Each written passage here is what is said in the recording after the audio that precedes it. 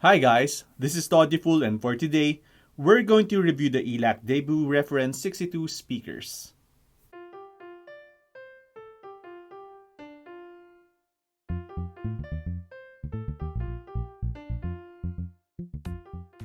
I compared it to the KEF LS50s, the Bowers and Wilkins 606, the Wharfedale Evo 4.2s, and the Debut 6.2s.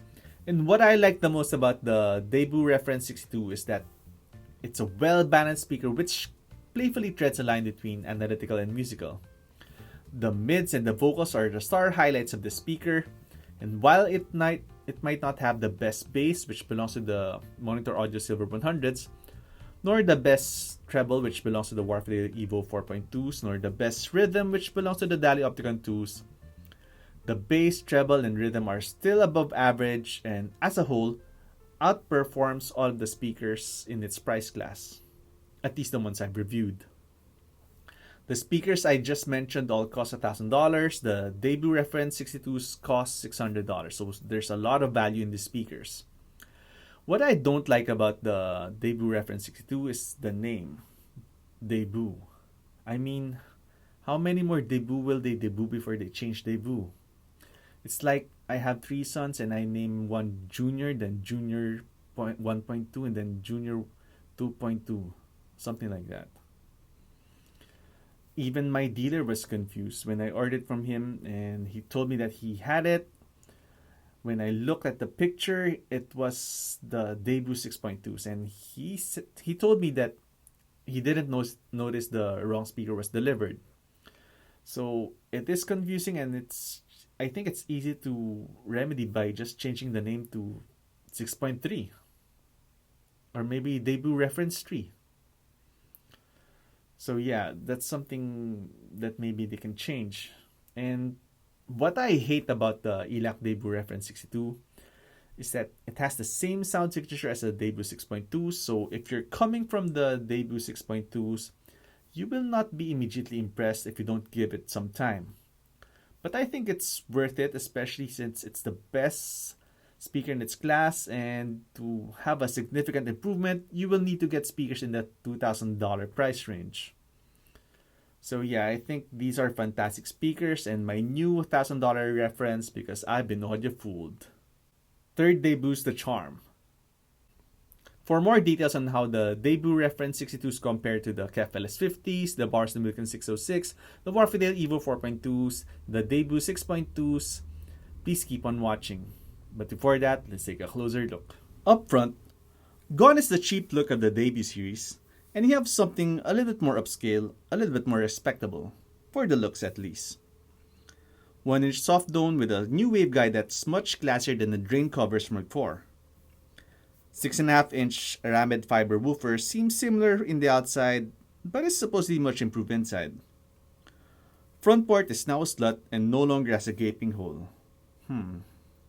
That sounded a lot different in my head. Anyway, my badge does have some issue as a cloth bag stuck to it in my speakers. Played up front to make it a bit classier just like Daddy speakers, but it ups the ante with magnetic grills. Then much better veneer around and at the back. Clean and simple lines ending with dual binding posts. I like the look a lot and quite well done compared to the competitors in the price range. First, let's compare to the KEF LS50s, which is a stereophile A-lister and should be on everybody's list to listen to. A quick note, in my room, the Elacs had the best sound with more toe-in than usual, so you might need to play in with toe-in for a while just to find the best setup. For my chosen test tracks, the Elacs actually beat the KEF LS50s 4 out of 5. In terms of music genres, I would prefer the Elacs everywhere else except for jazz and vocals, where the KEF LS50s really strut their stuff with superior vocals. In terms of bass, the Elac does it a bit better. It's not as grippy in the upper bass, but it does go lower and louder, and in Trials of the Past by Subtract, it almost makes a third note. Both are similarly good in mid-range, though the KEF does have a slightly more squarish tone, and while I would argue that it can go both ways depending if you like fiber or aluminum, there's no denying that the LS50s really does vocals a bit better than the Elacs. Treble is a bit more pronounced, sharper and biter in the LS50s, which makes high notes a bit more expressive. Soundstage is slightly larger and deeper in the Elacs, and instruments are more separated, but backgrounds are blacker in the LS50s. The LS50s are still the speakers to beat if you listen to a lot of vocals, jazz, and acoustics, where the quality of the voices and the silent backgrounds matter the most. Looks-wise, the LS50s are smaller, and for me, they look a bit more modern and trendy. If you're not that picky though, the Elacs would be my all-around choice as they do have better bass and would be easier to partner with more aggressive sounding gear. Next, we compare to the Bowers and Wilkins 606, my current reference for speakers below $1,000. For my test tracks, it's 3 out of 5 in favor of the Elacs. The Bowers have a more V-shaped response curve and the highs and lows are more forward.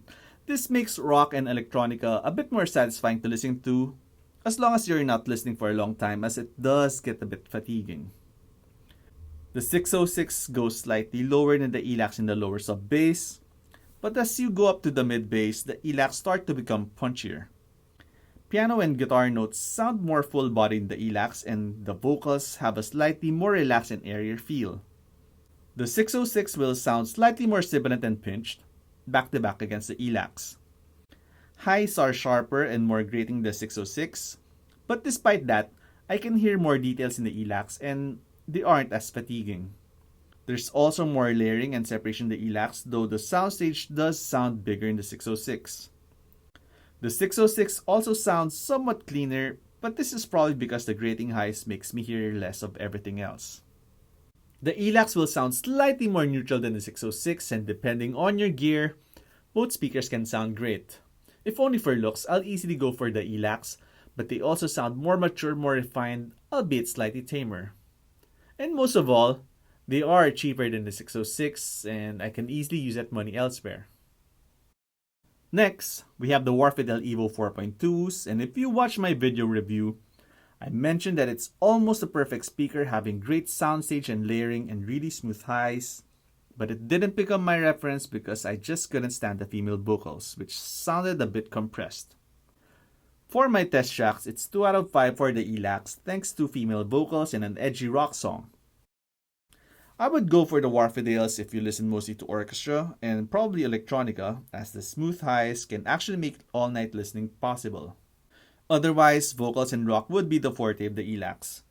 For bass, I would put them at more or less the same score. The bass is actually quite tighter and have more volume than the Elacs, particularly in the sub-bass.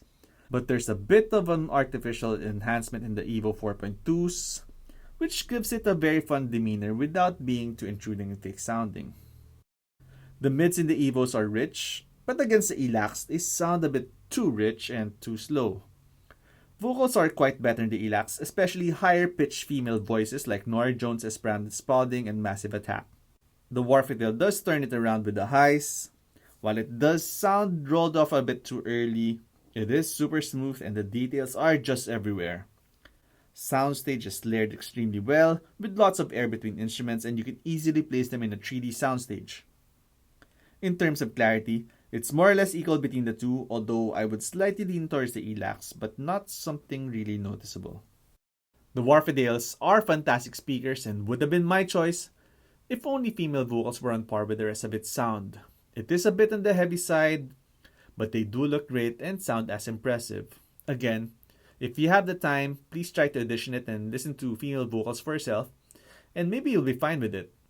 Of course, there's still the matter of the $400 though, so you'll have to decide if the extra money is worth it.